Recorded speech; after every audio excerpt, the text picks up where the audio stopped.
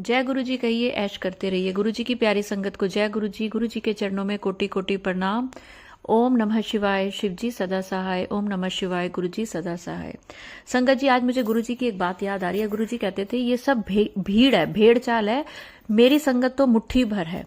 और ये चीज मैंने सोमवार को, जब सप्तमी का वाला व्रत था माता रानी का, ये चीज मैंने नोट कर ली। मैं हमेशा कहती हूँ, गुरुजी कहते थे वहम मत करो, तो मैंने देख लिया कि लोग गुरुजी को मानना तो चाहते हैं ताकि उनके जीवन में सुख आए, लेकिन गुरुजी की बातों को, गुरुजी के वचनों को नहीं मानते। गुरुजी कहते थे वहम मत करो, फिर भी लोग वहम कर रहे हैं। कैसे कर रहे हैं?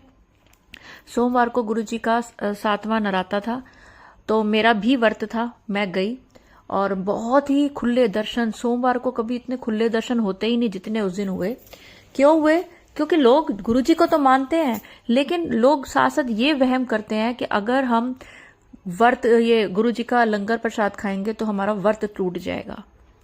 अगर आपके दिल में गुरुजी के लिए सरेंडर ही नहीं है, गुरुजी कहते थे ना कि ये भेड़ चाल है, मेरी मुट्ठी भर संगत होगी जो मेरे पे अंधविश्वास करेगी, जो मुझे सरेंडर करेगी।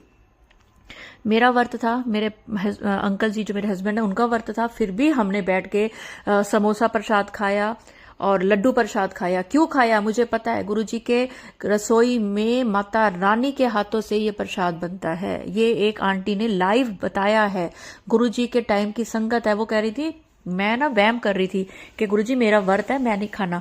तो गुरुजी ने बोला जा जरा रसोई में जाके देख। जब आंटी रसोई में गई तो वहां पर 9 दुर्गा अपने हाथ से प्रसाद बना रही थी और आंटी वहीं बेहोश हो गई।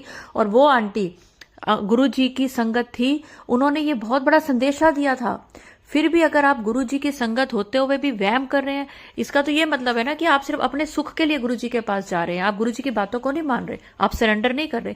आपके दिल में डर है, इस बात का डर है कि अगर मैंने ये प्रसाद खा लिया और मेरा व्रत टूट गया तो क्या होगा, तो माता रानी मेरे से नाराज हो जाएगी, मुझे पाप लग जाएगा। ऐसा कभी नहीं होगा। जहां गुरुजी बैठे हैं, अगर आप गुरुजी को मानते हैं तो गुरुजी कभी आपके साथ कुछ गलत नहीं होने देंगे। और गुरुजी जैसी, अगर आप गुरुजी के को मानते हैं तो उनकी किसी वजह से मानते हैं ना। अगर आपको डर है कि मेरे को पाप लग जाएगा गुरुजी का लंगर प्रसाद खाने से, तो फिर आप गुरुजी की संगत नहीं है। कुछ नहीं होगा। गुरुजी का प्रसाद आप सिर्फ अपनी बीमारियां दूर करने के लिए क्यों खाते हैं? आपको सिर्फ अपने लालच के लिए, इसका मतलब आप गुरुजी से जुड़े हुए हैं। अगर गुरुजी से जुड़े हैं तो डायरेक्ट जुड़िए, सरेंडर करिए अपने आप को कि हाँ गुरुजी, अगर मैं आपके मंदिर आया हूं, मैं बैठ के प्रसाद खाऊंगा, बहुत बड़ी अगर कोई प्रॉब्लम है। लेकिन अगर आपके दिल में इफ एंड बट्स हैं, गुरुजी कहते थे ना, अपनी जूतों के साथ ना अपना दिमाग भी छोड़ के आया करो और इफ और बट भी छोड़ के आया करो। अगर ये हो गया तो, अगर वो हो गया, ये सब छोड़ के आया करो। और मुझे बहुत दुख हुआ कि इतना गुरुजी की इतनी संगत है, इतनी, फिर भी व्यायाम कर रहे हो, गुरुजी के होते हुए व्यायाम कर रहे हो। चलिए कोई बात नहीं, आपकी अपनी श्रद्धा है। मैं तो ये कहूंगी कि गुरुजी को जो मानते हैं, दिल से सरेंडर करते हैं, गुरुजी उनको ही, उनकी ही नैया पार लगाते हैं। तो अगले नवरात्रे इस बात का ध्यान रहे कि गुरुजी की ब्लेसिंग सिर्फ अपने फायदे के लिए मत लें। गुरुजी के पास जाएं, चाहे व्रत हो ना हो, बीमारी हो ना हो, अगर जाए तो वहां बैठकर लंगर प्रसाद करके आए, कोई इफ बट्स मत लगाएं। तो चलिए, आज मैं एक आंटी का सत्संग आपके साथ शेयर कर रही हूँ। उन्होंने नाम बताने से मना किया है, लेकिन वो जम्मू से बोल रही हैं। जय गुरुजी, शुक्राना गुरुजी, ओम नमः शिवाय, शिवजी सदा सहाय, ओम नमः शिवाय, गुरुजी सदा सहाय। जय गुरुजी, मैं अपना नाम नहीं बताऊंगी, मेरी अभी शादी नहीं हुई है, मैंने स्टडी में MBA BEd PG की है, मेरी अभी जॉब नहीं है लगी, बट परेशान हूँ, बहुत स्ट्रगल किया बट नहीं मिली सक्सेस में।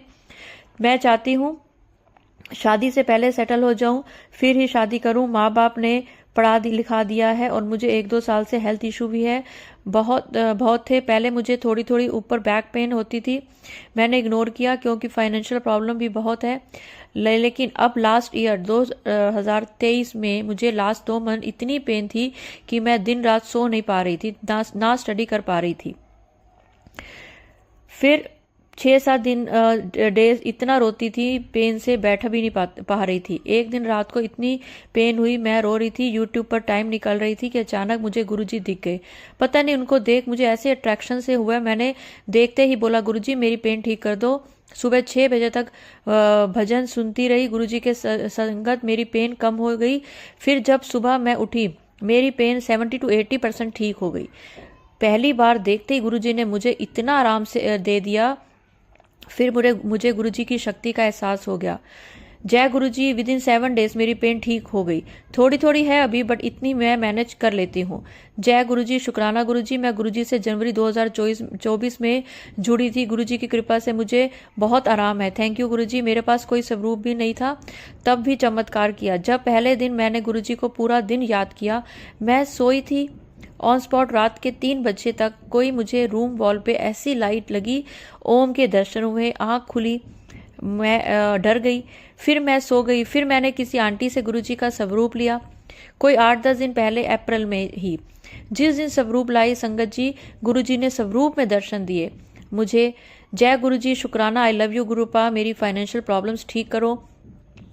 मेरे घर किसी और गुरुजी को मानते हैं, बस अकेले मैं मानती हूँ गुरुजी को। गुरुजी जल्दी मुझे सेटल कर दो, मैं जल्दी बड़े मंदिर आऊं प्लीज संगत जी। ये मेरा पहला शुक्राना सत्संग है।